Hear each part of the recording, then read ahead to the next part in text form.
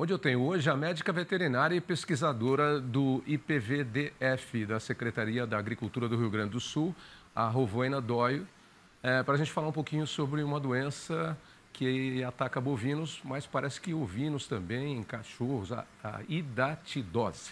É isso? Bom dia. Isso, bom dia, um prazer estar aqui.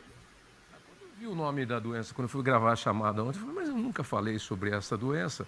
Talvez ela seja conhecida com algum outro nome mais popular. Mas aí eu estava lendo o material de pesquisa aqui.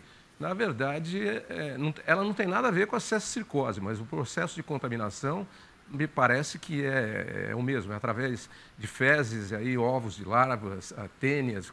Fala um pouquinho da doença para a gente, antes da gente falar da ação que vocês estão fazendo para diminuir isso, porque ela pode contaminar humanos também, né? Claro, claro.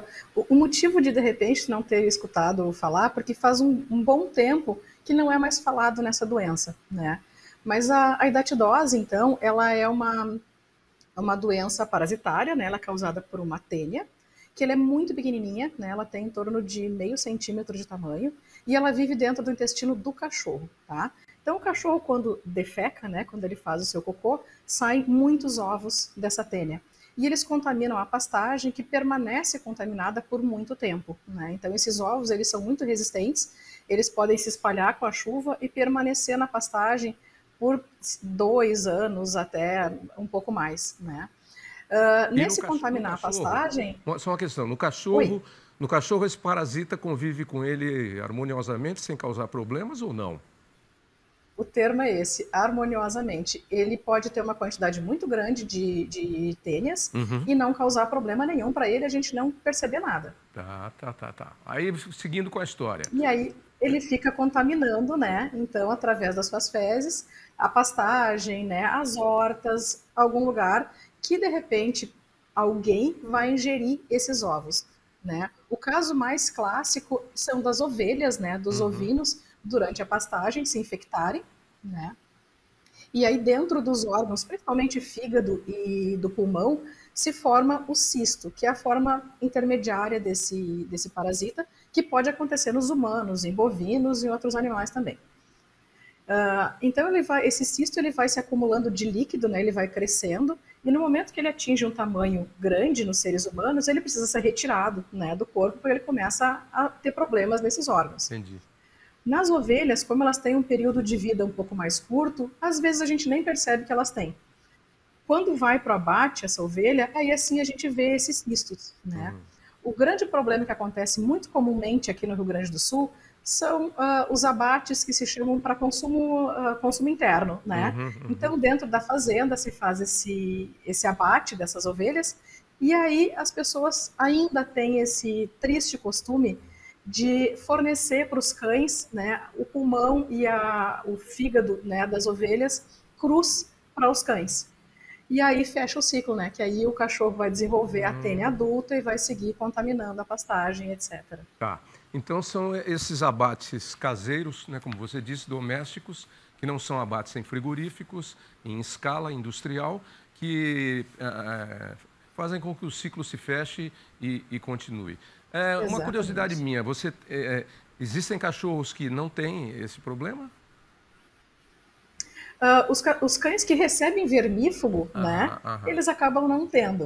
Então, Tá. qualquer vermífugo à base de praziquantel consegue fazer a eliminação desse parasita por 3 meses. É por isso que a gente tem que Então, a cada vermifugar. 3 meses, os cães precisam. Por isso que a Exatamente. gente tem que vermifugar os cachorros. Eu tenho 3 lá e eu sei como é que é a rotina, que o veterinário sempre está lembrando, etc e tal. E aí você evita esse Exato. ciclo. E aí, você disse que nos processos caseiros de abate, às vezes não se constata.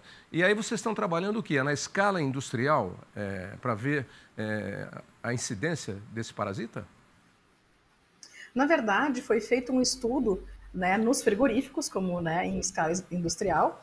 A gente conseguiu identificar, né, dentro da Secretaria da Agricultura, as propriedades que têm mais casos de condenações de órgãos de ovinos, né, por hidatidose. Tá. Então, se mapearam, né, aonde que eram essas regiões, e principalmente na região da fronteira oeste, né, do Rio Grande do Sul, que se conseguiu ver que tinha uma quantidade maior. Então, as propriedades que tinham mais de 10% de animais infectados, né, detectados lá no frigorífico, se começou, então, esse trabalho de conscientização, de educação e de desverminação dos cães da fazenda, né, para tentar reduzir um pouco mais a incidência dessa doença, né, porque a gente sabe que estão ocorrendo casos humanos que eles são silenciosos, né, a gente só fica sabendo quando as pessoas precisam passar por cirurgia, que é uma cirurgia complicada, e também tratamentos mais longos, etc., né. As pessoas, no humano, eles também são contaminados quando consomem a carne desses animais, é isso? Pela carne, não. Não? Pela carne, não. Por verduras contaminadas com os ovos dos cachorros. Ah, tá. Os ovos que saem O nas cachorro fezes dos cachorros. defeca, e aí, sei lá, defeca num lugar onde a água pode ser utilizada para regar uma determinada verdura. Ou o cachorro faz ali o Exato. seu cocô perto do pé na horta, enfim, né? E aí, através da verdura é que a contaminação acontece. Nos humanos, ela tem o mesmo... Também pela água. Ainda Pela bem que água você também? lembrou, porque eu não ia lembrar. É. Pela água também, né, é uma fonte de contaminação que esses ovos podem se espalhar. E aí essa bolha vai crescendo, pelo que eu entendi que você disse, e ela começa a bloquear órgãos. E aí começa uma série de problemas com disfunções de muitos órgãos, e podendo levar a óbito, inclusive, se não for resolvido? Sim, sim. Infelizmente, sim. Né? Como ela tem um desenvolvimento lento, né? Tá. Esse cisto ele vai crescendo em torno de 1 centímetro, digamos assim, por ano. Então, quando ele atingir um tamanho, por exemplo, de 15 centímetros, vamos, né, em torno de 15 anos, ele já tem um tamanho que ele começa a comprimir outros órgãos. Tá. Né? E ele está cheio de líquido, cheio de cabecinhas dessas tênias. Então, a cirurgia é complicada por isso. Tem que se cuidar para não arrebentar esse cisto, senão várias cabecinhas de tênia vão se implantar, né, no organismo. E no ser humano isso só pode ser diagnosticado através de exames, radiografia, tomografia, ultrassom? Geralmente por exames de imagem que se identifica, né? E geralmente quando se tem alguma sintomatologia, ele já está bem avançado, né? Porque ele já está comprimindo algum órgão, já está causando dor. Né? É muito difícil se conseguir diagnosticar cedo. Bom, então o programa de vocês mapeou as regiões onde a incidência é maior desse verme, dessa larva, e aí vocês estão fazendo um trabalho que é de vermifugação dos cachorros. Qual é o resultado que vocês têm obtido? Conta pra gente do resultado.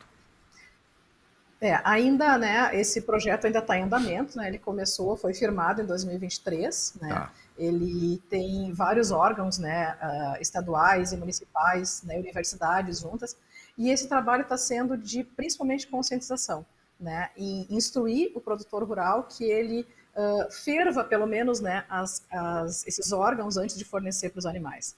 E a gente percebe, assim, são várias visitas que são realizadas, né, a cada 3 meses essas propriedades são visitadas. A gente percebe hábitos, o que já é extremamente importante, né? E aos poucos, né, a gente vai vendo, a gente vai conseguir ver os resultados em seres humanos daqui a 10 anos, 15 anos talvez, né? Mas é esse trabalho de formiguinha. Quando daqui a 10 anos, 15 anos, quando às vezes já está num caso grave, que como você disse, é uma cirurgia complicada, porque aquela bolha não pode estourar. Então, está aí a conscientização do pessoal para ferver esses órgãos, pulmão e fígado, quando são dados aos animais após o abate caseiro, doméstico, como a gente diz. E também vermifugar os cachorros, né? Isso é muito importante. Em todos os casos, para todas as doenças, se reduz muito fazendo essa coisa muito simples, né? Que é ter um cuidado que a gente chama de posse responsável, né? Para os cães. Ok, Rovaina, muito obrigado aí pelas informações. Para quem quiser saber mais sobre esse programa de vocês aí, da Secretaria do Rio Grande do Sul, qual é o endereço de internet, por favor? Pode procurar pelo site da Secretaria da Agricultura, né, a SEAP, e ali tem bastante informações, a gente está construindo mais informações e mais materiais para aqui também. Ok, muito obrigado, uma ótima quarta-feira para você e até breve. Muito obrigada.